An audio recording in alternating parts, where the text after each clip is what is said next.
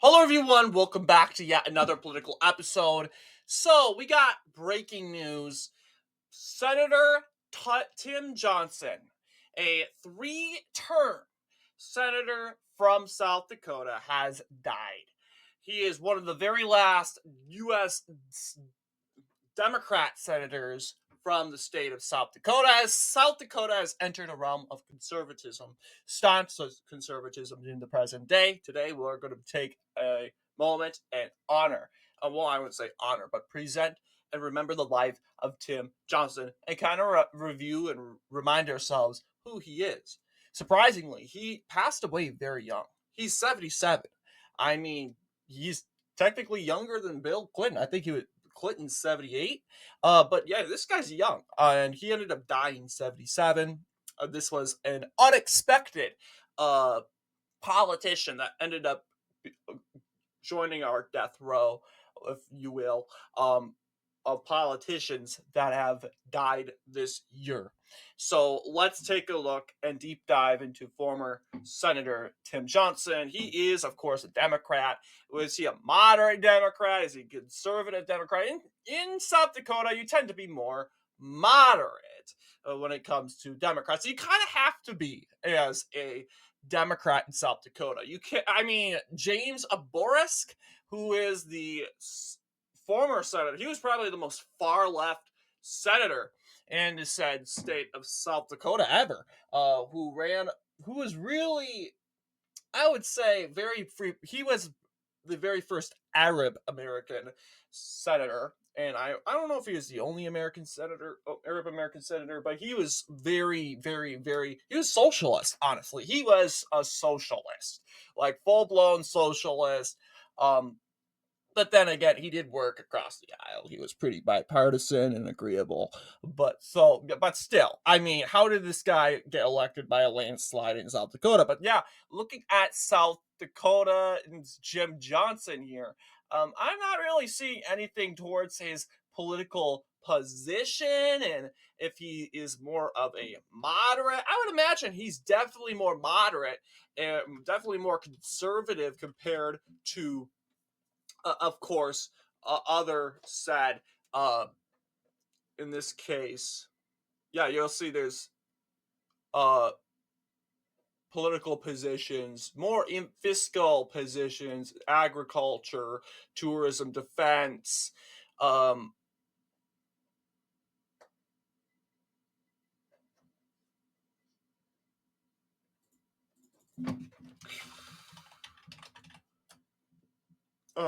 or just moderate. But yeah, getting into this here, you'll see uh he not only was a U.S. senator from South Dakota, he was also a senator. I'm not a senator, but a representative from South Dakota's at-large congressional district. And of course, South Dakota back at that time also elected their representative, one representative at large. They had one at-large district, and that from South Dakota. So we're gonna get into a deep dive in the electoral history here. So let's start off with the at-large district in 1986. Okay.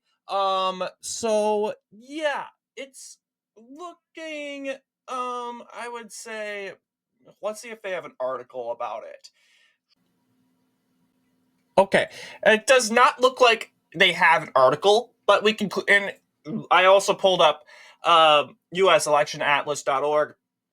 Uh doesn't look like they have a sort of projection of that either. But Tim Johnson won a landslide against his opponent Dale Bell, the Republican nominee. A landslide over 16 points. I consider that to be a respectable landslide here. So yeah, he replaced said Thomas Andrew Daschle. I believe he was the Democrat majority um, Democrat Senate leader at it for a time, but he ultimately retires during this period of 1986. And it seems like Democrats will still be holding South Dakota's at-large congressional district here. Looking at, in 1988, he runs for re-election. I don't know if they have an article about that. We can go ahead and look. seems not, but actually he receives his biggest win, 71.7%. And realistically, he would be carrying every single county in South Dakota. 71.7%. Try to convince me that you somehow missed a county while getting 71.7%. That's kind of unrealistic here. But yes, this shows that South Dakota really loves Tim Johnson, despite being more liberal or moderate. Yeah, South Dakota during this time is much more willing to work on the other side of the aisle. During this time, Tim Johnson successfully defeating David Volk by a landslide here. Impressingly. Okay, uh, let's jump all the way to 1990. Another landslide for Tim Johnson. Um, South Carolina, South Dakota, 67.6%.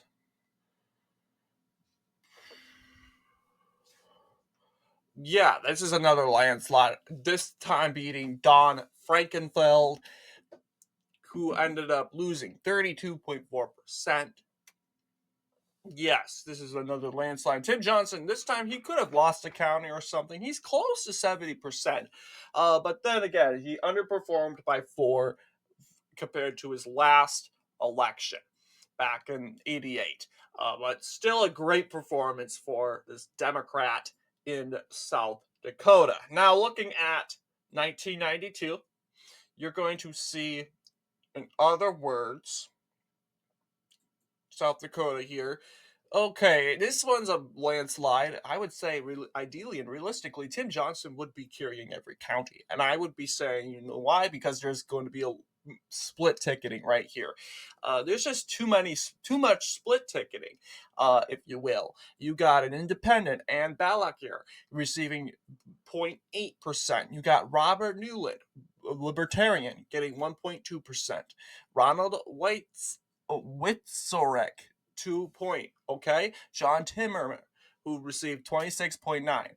And then again, Tim Johnson does a little bit better. He is close to that 70%. So I would say, despite split ticketing, ideally and realistically, I think their most realistic idea is Jim Johnson, of course, carries every county, ideally and realistically. So let's go ahead and go back to the said area here, South Dakota. 1994, the red wave, and it kind of has some impact in South Dakota. Now, Tim Johnson wins re-election, of course, but not he does his poorest performance. Let's just say since his election, since he entered office in 1988, his first election, yeah, he got 59.8, and that could be contributed due to Ronald Witzorek, who received 3.5% in South Dakota. I don't know if Witzorek, an independent, has political affiliations with Burkhout or Johnson. I don't know which position that Witzorek is leaning in, but I do think ideally that then again, this didn't really screw up Johnson's chances of winning the state of South Dakota. He still won, but his poorest performance, in my opinion, 59.8, and that has to do with the Republican Revolution, the GOP red wave of 1994. That did play a huge role, a part of that. So, 1994. All right. Now, after 1994, 1996, Tim Johnson makes the decision that he will not run for re-election. Instead, he decides that he is going to go and throw the bid for the United States Senate, and specifically for South Dakota's Class 2 seat. Click here right now, 1996, and he ends up performing his worst performance in an at-large election, and understandably so, because people were so used to having you be the said U.S. congressman, the representative from the House of Representatives, and now you want to be the said the now out of the sudden you want to be represent the Congress senator. Excuse me, I don't know why I was blinking out like that. But not only that, you want to oust a current serving senator, and that is Republican Larry Pressler in 1996. And I don't know what the polls were saying, but then again, ideally, you're facing a incumbent senator. He had somewhat of a challenge. In fact, this race between Larry Pressler and Tim Johnson was one of the most competitive races of that year. And ultimately, it saw this seat flip Democratic by around 2 points. Pressler was the only incumbent senator to lose re-election in the 1996 election cycle, of which this was the only Democratic flip here. Then again, I believe despite this being a huge gain for Democrats, they didn't really have a good year in 1996. It was another red wave, but not as big as a red wave as 94. I don't think we'll ever have a bigger year than 94, but okay, we got a very close race in 2002. Then, understandably, more people vote in Senate elections than U.S. representative elections. But you're going to see that Tim Johnson wins re-election by 0.15%, a margin against of 524 votes. Hey, I noticed something. He's running against the current serving senator, John Thune, and he is the Senate minority whip or majority whip at some time. But yeah, he was trying to get in this Senate election in 2002. He was defeated, almost won. You'll see, Johnson just got so many votes, rural votes. It was just rural votes were divided. Some liked Johnson, some liked Thune. And we got to remember, South Dakota, just farmers in general, were Democrats.